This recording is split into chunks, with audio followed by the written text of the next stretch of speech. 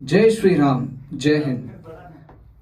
अभी कुछ दिनों पहले पहलगाम में घटित घटना की गूंज मन में आक्रोश भर देती है और जिन मासूम नागरिकों ने अपनी जान गंवाई वो किसी शहादत से कम नहीं। जैसा हमारे जवान बॉर्डर पर तैनात रहकर बरसों से ये काम करते आ रहे हैं, उनकी जान पे जोखिम बना रहता है, तो उन पे एक चार पंक्तियां कहना चाहता हूं कि है नमन उनको जो इस देह को अमरत्व देकर। गौर चाहूंगा कि है नमन उनको जो इस देह को अमरत्व देकर इस जगत में शौर्य की जीवित कहानी बन गए हैं। कि है नमन उनको जो इस देह को अमरत्व देकर इस जगत में शौर्य की जीवित कहानी बन गए हैं। कि है नमन उनको जिनके सामने बौना हिमालय। कि है नमन उनको जिनके सामने बौना हिमालय, जो धरा पर गिर पड़े पर आसमानी हो गए हैं। कि है नमन उनको। तो भारत उनकी यश गाथा गाता रहेगा। खैर, लेकिन कुछ एक खबर काफी दिनों से चर्चा में है, जो चर्चा का विषय बनी हुई है, और वो है अमेरिका के राष्ट्रपति मिस्टर डोनाल्ड ट्रंप। और उनसे भी ज्यादा चर्चा में है उनकी रेसिप्रोकल टैरिफ स्कीम। जैसा कि आप सभी जानते हैं, जब से उन्होंने कुर्सी संभाली है, मानो जैसे किसी स्कूल के हेडमास्टर बन गए हो। जब चाहा जिसे चाहा उस देश को पनिशमेंट दे रहे हैं, और बदले में अगर कोई देश उनको जवाब दे दे तो कैसे दे दे, क्योंकि इन्हें ऐसा लगता है अमेरिका करे तो चमत्कार और बाकी देश करे तो नहीं। वैसा नहीं है, मतलब कैरेक्टर ढीला है। बाकी देश कुछ भी करे तो उनका कैरेक्टर ढीला है। तो आपको बता दूं, इन्होंने काफी बवाल मचा रखा है, काफी देशों को सोचने पे मजबूर कर दिया है कि अब क्या करना चाहिए, कैसे करना चाहिए। और इनकी टैरिफ स्कीम से शेयर मार्केट में जो उथल पुथल हो रही है, उनसे इन्वेस्टर लोग जो भी हैं, निवेशक, वो तो ना घर के रहे हैं ना घाट के। उनकी स्थिति आज की डेट में कुछ ऐसी बन रखी है जैसे कि किसी एक कुंवारे लड़के की शादी को लेकर होती है। शादी का लड्डू जो खाए पचता है, जो ना खाए वो भी पचता है। तो मैं इन्वेस्ट करूं तो भी मरा हुआ हूं, ना करूं तो भी मुझे दुख है। तो वैश्विक बाजारों के अंदर जो इस समय शेयर मार्केट जो भी ऊपर नीचे हो रखे हैं, उससे निवेशक लोग बहुत परेशान हैं।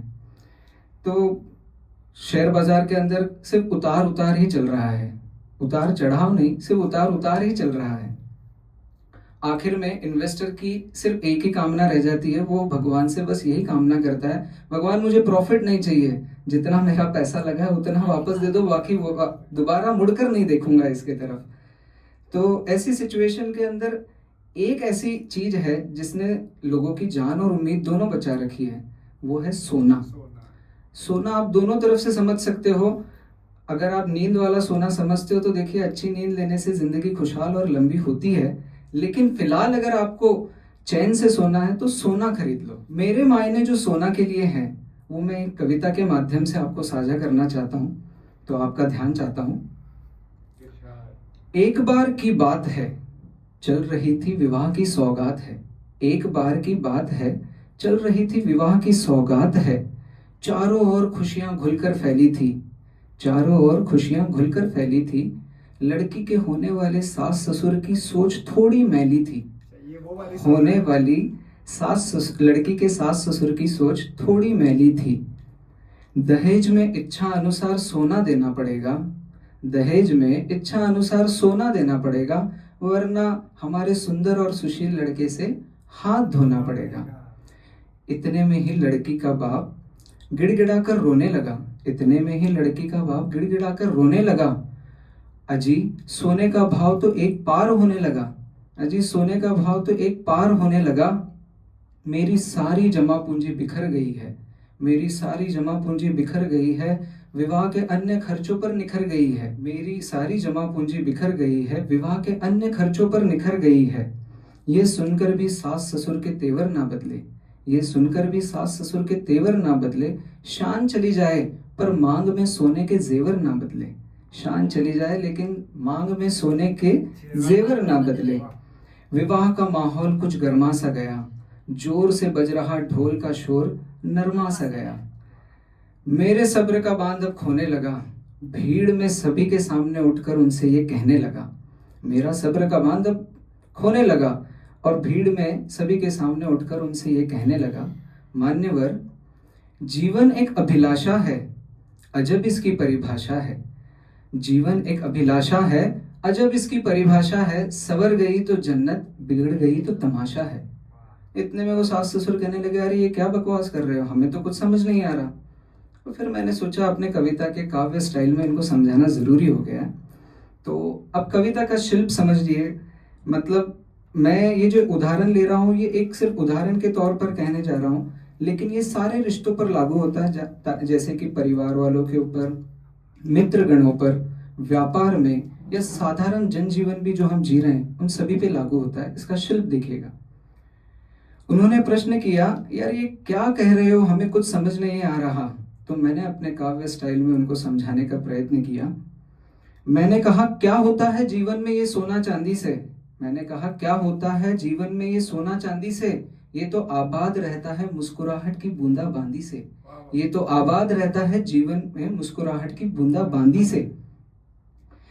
तुम्हें परोसे अच्छे स्वादिष्ट व्यंजन जो, तुम्हें परोसे स्वादिष्ट व्यंजन जो, ऐसी तुम्हारी बहू मूल्यवान कंचन हो। कंचन यानी कि सोना। सोना जो बहुत अमूल्य चीज है, जो ये मांग कर रहे हैं, तो बहू कैसी चाहिए इनको। तुम्हें परोसे स्वादिष्ट व्यंजन जो, ऐसी तुम्हारी बहू मूल्यवान कंचन हो। तुम्हारी बहू ऐसी हो जिसका मन कनक हो। तुम्हारी बहू ऐसी हो जिसका मन कनक हो। कनक मतलब सोना। जिसके घर में रहने भर से रौनक हो। तुम्हारी बहू ऐसी हो जिसका मन कनक हो, जिसके घर में रहने भर से रौनक हो। अब इसको इस तरीके से जोड़िए, जैसे आपका कोई मित्र है। मित्र इस तरीके का इत्र है जो आपके जीवन में रहे तो जिंदगी भर महक रहती है। तो जीवन में अगर वो आपके साथ है, चाहे कैसी ही परिस्थिति हो, चाहे कैसा ही सुख दुख आए, लेकिन अगर वो आपके साथ है तो वो जीवन काफी खुशहाल और काफी अच्छा रहता है। तो इस शिल्प को उस तरीके से जोड़ के देखिएगा। तुम्हारी बहू कैसी हो। तुम्हारी बहू ऐसी हो जिसका मन कनक हो, जिसके घर में रहने भर से रौनक हो, जिसके साथ बिताया हर पल सुनहरा हो। जिसके साथ बिताया हर पल सुनहरा हो, और तुम्हारे प्रति श्रद्धा और भाव खरा हो। तुम्हारे प्रति श्रद्धा और भाव खरा हो। अब आपके दोस्त, परिवार, आप क्या मतलब उनसे अपेक्षा करते हैं। आप अपेक्षा ये करते हैं कि जीवन में चाहे कैसी परिस्थितियां क्यों ना आ जाए, वो आपको हमेशा एक समान तराजू पे तोले। ऐसे नहीं कि सिचुएशन बदल जाए तो आपको अलग नजरिए से देखने लग जाए। तो उसी चीज पे ये लाइन है, जिसके साथ बिताया हर पल सुनहरा हो, आपके प्रति श्रद्धा और भाव खरा हो। इन सब गुणों, अगर ये सारे गुण अगर मिल जाएं, इन सब गुणों से आपका जीवन काल स्वर्णिम बन जाएगा। इन सब गुणों से आपका जीवन काल स्वर्णिम बन जाएगा। तभी तो असली मायने में आपको 24 कैरेट सोने का धन मिल पाएगा। जो उन्हें चाहिए था वो इन सभी गुणों से मिल जाएगा। अब ये सुन वो बोले, अरे बेटा तुमने तो हमारी आंखें खोल दी। अरे बेटा तुमने तो हमारी आंखें खोल दी और जीवन की सच्ची परिभाषा की शिक्षा अनमोल दी। जीवन की सच्ची परिभाषा की शिक्षा अनमोल दी। विवाह की रस्मों को हर्ष और उल्लास से पूरा कर लिया और मन में सोने की लालच को हटाकर प्रेम से भर दिया।